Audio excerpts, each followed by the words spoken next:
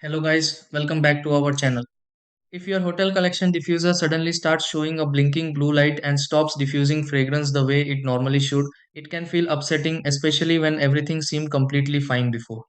Sometimes the hotel collection diffuser keeps flashing blue while producing little or no scent, while other times the blinking begins unexpectedly and leaves people wondering what actually changed.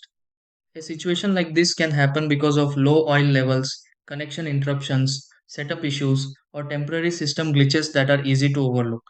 Before assuming something major completely stopped working, there are a few simple things worth checking because many hotel collection diffuser blue light problems can improve after quick adjustments.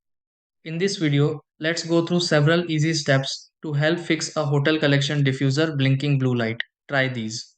Step 1. Check the hotel collection diffuser and confirm fragrance oil levels are not running too low.